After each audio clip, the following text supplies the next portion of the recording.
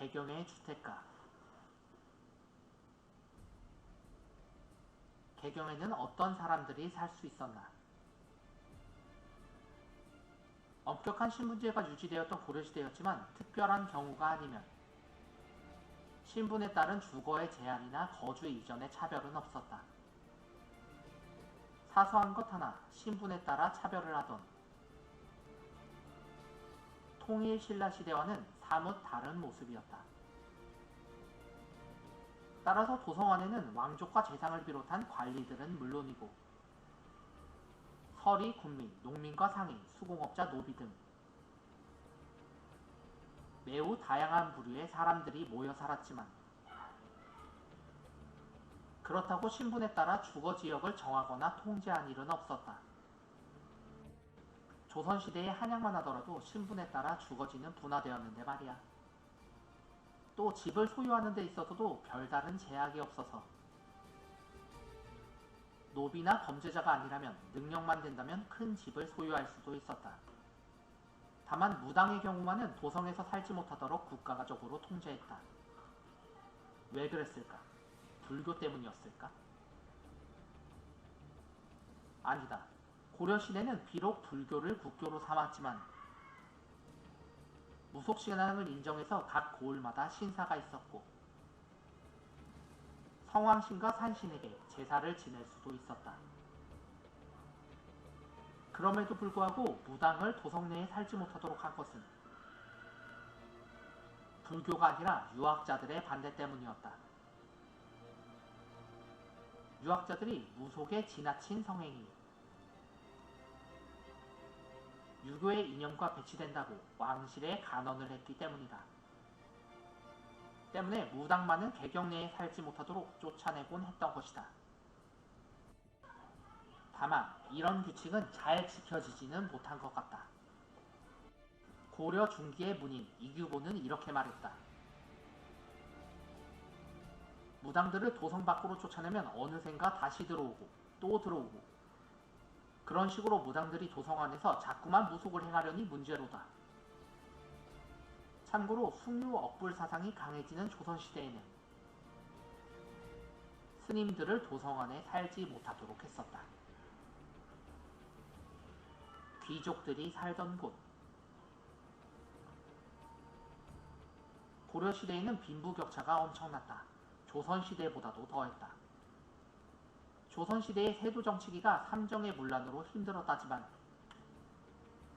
무신정권과 몽골 간섭기로 이어지는 고려시대 후기에 비할 바는 아니었다.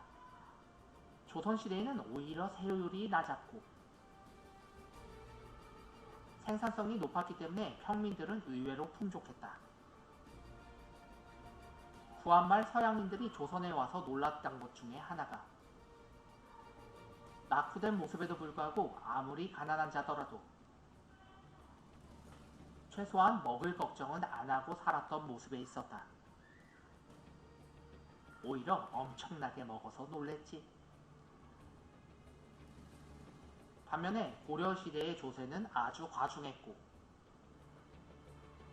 귀족들에게도 이중 삼중으로 털려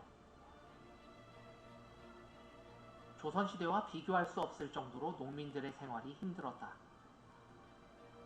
이러한 고려시대에 권세자와 재력가들이 몰려 살았다는 개경에서야 당연히 빈부격차는 엄청났다.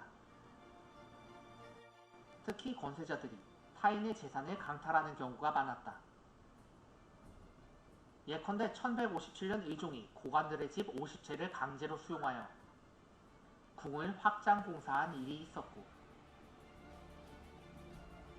이의민은 여러 민가의 집을 빼앗아 허물고 자신의 집을 지었으며 최충원은 무려 100여 채에 이르는 남의 집을 허물고 호화로운 저택을 건설했고 최후의 경우 강화천도 당시의 일이기는 하지만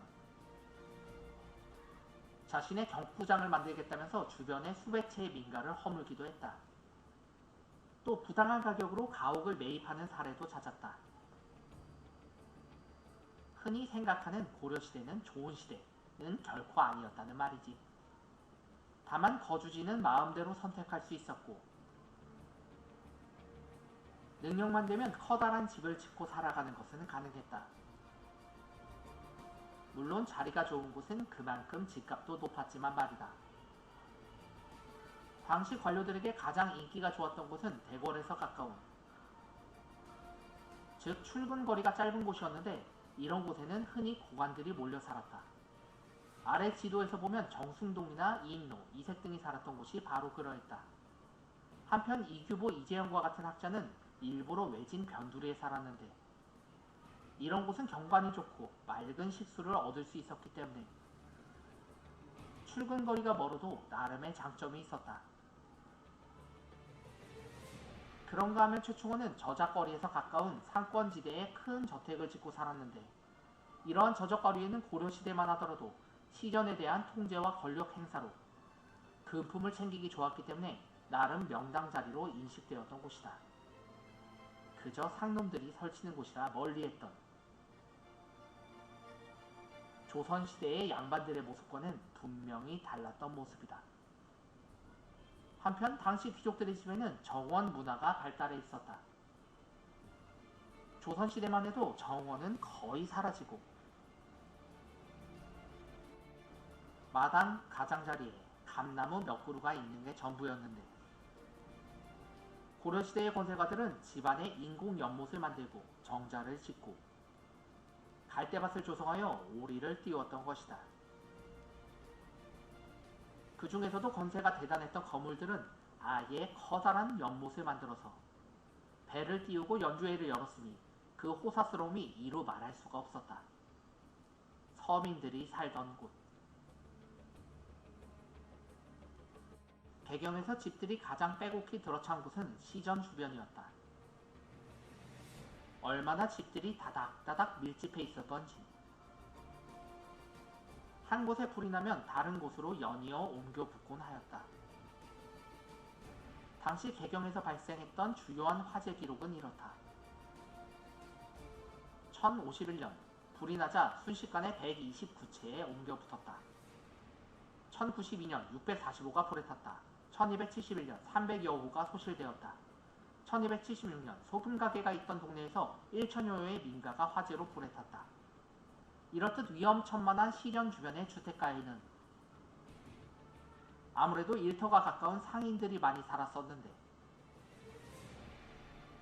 당시 대부분 사람들이 걸어 다녔던지라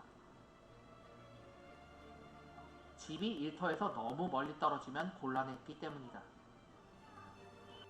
한편 수공업자들끼리 한데 모여 살아 전문 거리를 형성하는 경우가 있었는데 가령 철동이라는 동네에서는 톳이나 칼, 작두 등의 금속기구, 농기구, 무기류 등을 만드는 수공업자들끼리 모여 살면서 생산과 판매에서 시너지 효과를 얻고 있었다. 그런가 하면 도성 밖에는 땔감 등을 전문적으로 취급하는 사람들이 많이 살았다. 개경의 엄청난 집값. 명종 때 노극청이라는 관료의 아내는 은 9근에 구입한 집을 12근에 팔았다. 또 무신 집권기의 실력자 정존실은 혁대 제작공인인 연광의 집을 은 35근에 사기로 했다는 기록이 있다. 고려 후기에는 충선왕이 인양의 집을 은 50근에 사서 권세가 건준에게 판 일도 있었다. 위의 기록들에 따르면 개경의 집값은 은을 기준으로 환산되었다. 기와집 한 채 값이 대략 은 10근에서 50근 정도로 사람들 사이에 자유롭게 매매되고 있었던 것이다. 그런데 충렬하영 때 은 한 근의 값이 쌀 50섬이었고 고려의 한 섬은 조선시대의 3분의 1 수준이었어. 국민왕 때는 은 한 근으로 매긴 은병 한 개의 가치가 3배 100필에 해당되었다고 한다. 현재 가치로 약 300만원이다. 은병 한 개가 고려 백성들 1년치 연봉과 맞먹었던 것이다. 즉 당시 개경의 기와집 한 채의 가격의 값은 3천만원에서 1억 5천만원 사이를 호가했던 것이다. 조선시대 한양에서 기와집 한 채가 현재 가치로 대략 1,000만원 정도였으니 고려시대 개경의 집값은 이보다 3배에서 15배 정도 더 비쌌던 것이다. 헐, 그 정도였단 말이야? 하지만 당시 민가에서는 삼배 한 필의 저축도 없었다고 하니 고려시대 개경의 집값은 경제 수준에 비추어 매우 비쌌다고 볼 수밖에 없다. 치, 평생 일해도 저런 집은 못 사잖아.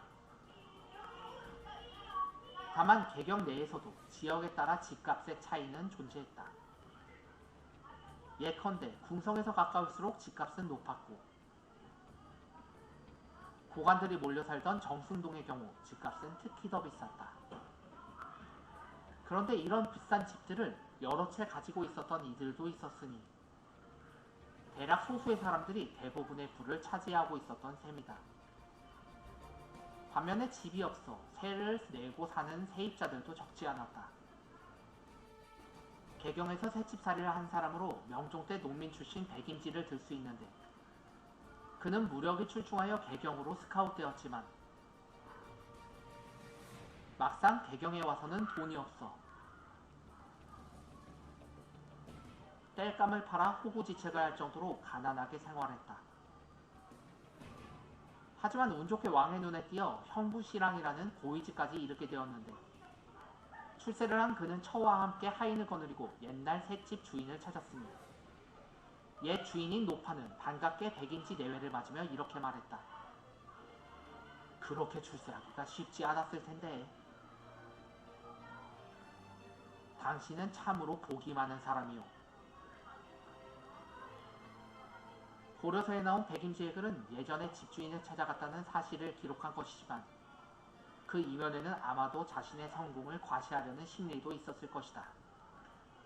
그만큼 집 없는 자에게는 서럽던 시절이 있었기 때문이다. 이러한 새집살이는 특히 지방에서 파견 나온 군인들, 수공업 일을 배우기 위해 상경한 사람들, 과거를 보기 위해 상경한 사람들이 주류를 이뤘다.